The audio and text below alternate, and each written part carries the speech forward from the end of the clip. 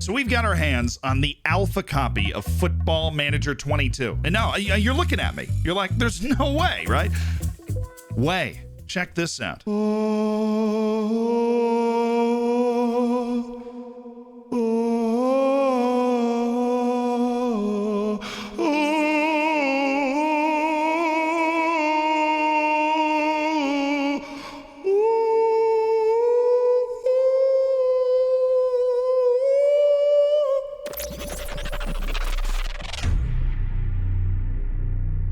I put a little time into it already because I was setting up the save that we're going to be able to play on, because we're limited in the amount of time that we can actually film ourselves playing it. So hustle! We are going to play a save in a game with PSG, because why not? Why would we not do that? And I've already created the game and everything. There's not too much that's been added and changed in terms of the way you set up a save. Now, of course, the intro to the career mode, it looks nice and spiffy and, well, if I may say so, rather dashing, right? This whole thing. But you know, it's just making it easier for you to be able to see. So let's load up our Zealand Shannon at Paris Saint-Germain.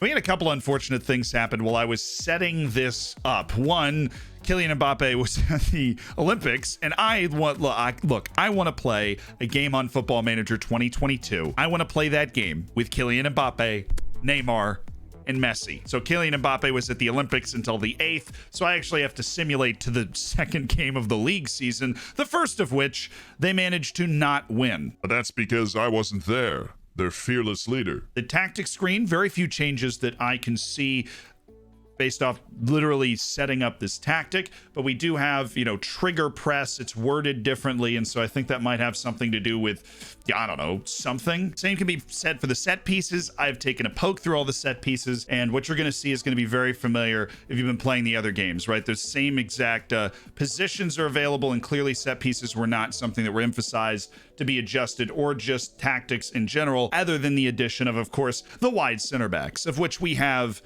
Dos. That's 2 for you gringos. The data hub, super cool, super sleek, but we're not really able to apply it to the sort of stuff that we're doing here. Maybe if we have some time, we can... I need to shut up. We'll simulate a couple matches after this, but let's play one. Let's look at the match engine. Let's get a feel for the game and try and understand why the text is so small and I can't read it. Ooh, the scouting update coming in differently. We can see the pros, we can see the cons, we can see the letter grade and how well recommended this player is, their estimated transfer value range. And they've brought the approach agent button down to the bottom, which honestly sounds like something that Miles would tweet out, but that's good because you can approach the agent.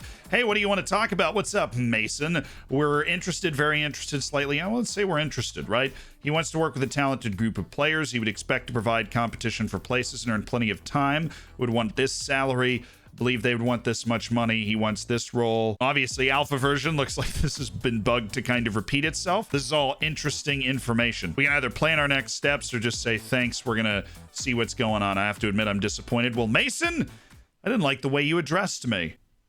Let's get into the match. All right, this is our beautiful tactic. We've literally auto-selected the team. Onward and upward. We have Kylian Mbappe, Lionel Messi, and Neymar in the same team. We cannot lose. I'm sure there's match sounds. Oh yeah, I can hear the people and they sound excited to watch their favorite Paris. They're devastated that I want them to relax and play their natural game. Look, lads, it's really not that, I mean, this does not matter that much. You think your team can produce today? If we play to the levels I know we're capable of, we'll be fine. Is it fair to say you need to start more? Is it fair to say you need to start scoring more goals? That may be a new question. It may not. We've been dominating so much on the save that we have going on Twitch. It really is a good time. And when Football Manager 22 comes out for real in a couple of weeks, we'll be playing it there, so check out the link in the description. Looks like all the pre-match stuff is checking in just about the same. We've got our lads on the field. Lads, sick 'em. All right. Oh, we have to set up my view. All right, the view is set up the same way that it is playing on my Twitch save. We've got Kylian. Kylian! Woo! All right, good shot. Good save.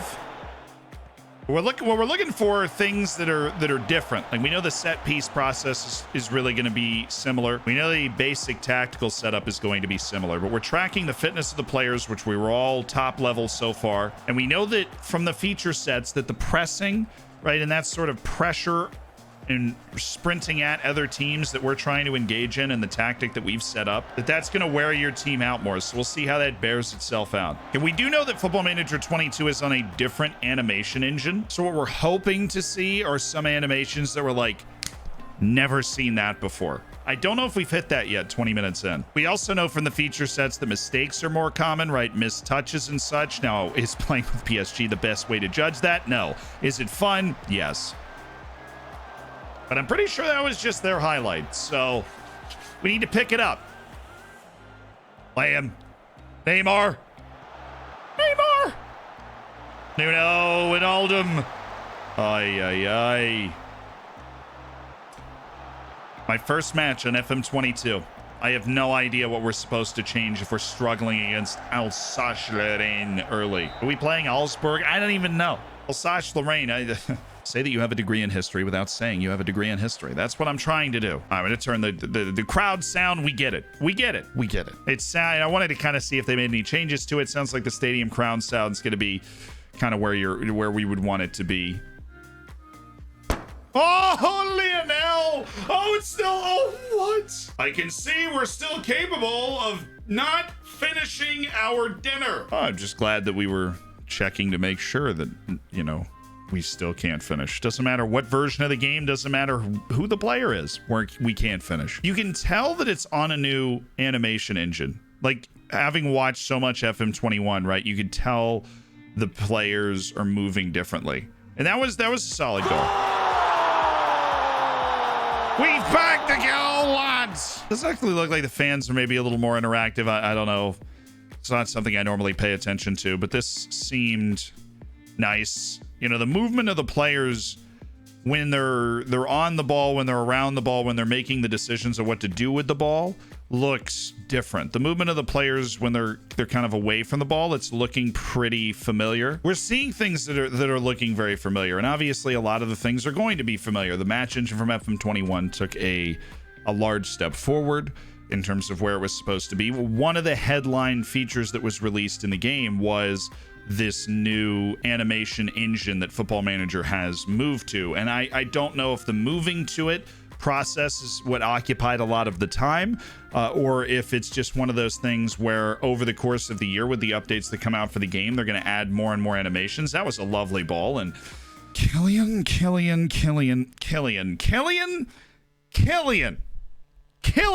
So help me, I'm going to start calling you Mbappe if you don't start scoring. I love the touch animation. That really does get me going. But Mbappe over here, forget about dinner. He can't finish his lunch right now. Oh, I like the slide from Neymar. That seemed to be better timed. These are the sorts of changes where if you play Football Manager a lot, you're going to be like, oh, okay, yeah. But if you're looking for these giant overhaul changes, we haven't really seen them in the pieces of the game that we've looked at so far. Obviously, the data hub being a huge inclusion and figuring out how to extract all of that information from the games. Let's just say don't get complacent. We've managed to demotivate a couple of folks again. Now I've inspired some folks and yelled at Wijnaldum, and he's a maniac, so apparently that's okay. Wijnaldum! Oh, what a goal! It's Neymar with another absolute peach. Oh, unbelievable stuff from Neymar. I mean, the way he's worked the ball into a goal-scoring position, it's second to none. It is sublime. He's caressed it inside the corner. Oh, come on. Come on! Just trying to enjoy one game. Man, one game. I naturally have no subs for my quick selection. This is why you can't trust the game. Ooh?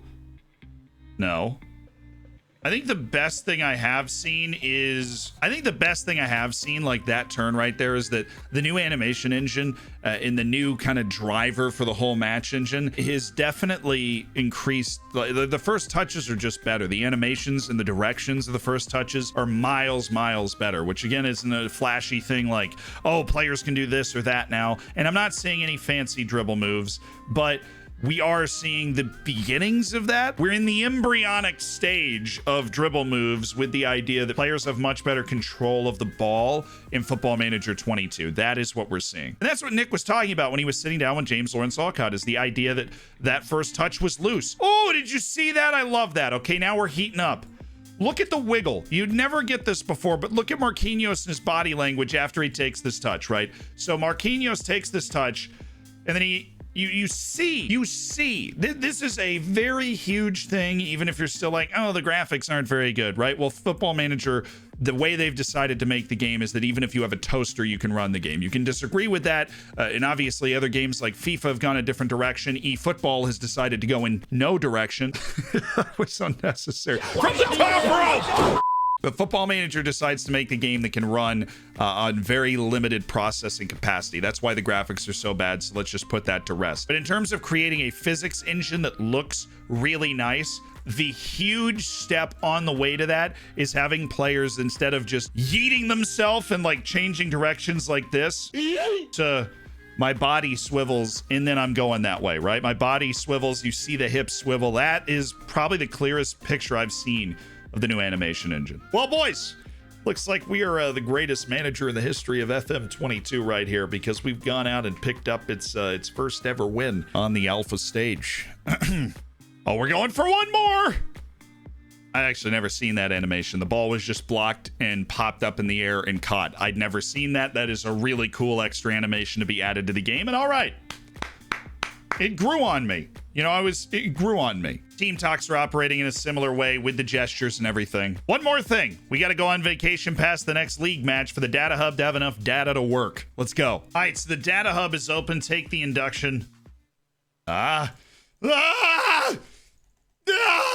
wait. It's done. You should probably read that. So the data hub's actually providing you opinions on players. It's providing you opinions on your general performance and providing a nice little graph full of that. Key findings are listed here. And not only are they showing different passing that's going on, but we're actually seeing a written report that is detailing what you should be getting from this. Now, in the alpha version, things aren't quite done yet, so I hover over this. It says name. I don't really know what this means. We have a fairly good quality analyst team with a good number of resources, so the data we provide would be of decent standard, improving the quality of the analysis team. Wow, so it's all dependent here, and we can get report. Oh, it's crazy. This is absolutely crazy. You can check out your match momentum. We were by far the better teams, the team against Reim, who we played against fairly recently. And so you can also ask for something to search for in the top right. It is crazy up in here. And this is obviously a giant new addition to the game, because I don't think a lot of people realize how hard it is to actually find a way to create all of this information from a video game. You have to create a bunch of new data points and then find a way to make it work in the data hub, right? But there are a lot of things that look familiar as well. It's an interesting first look, and of course it's still the alpha version. And I'm not the only person that was able to get access to the alpha version. If you want to watch other videos of the alpha version, a few of them should have just come out as well on the channels that are down in the description. Be sure to check out the Twitch, hit that subscribe button, and just be a great person today, you know? I mean, what an awesome day. We got to play a match on this and sim forward a little bit, and yeah, we got another video about this coming out tomorrow. That's all we were allowed to do, but you know, I'll take it. It's better than nothing. We're playing the FM22 alpha version. Another video on it tomorrow where we figure out what the best tactic is on it already. No problem, right?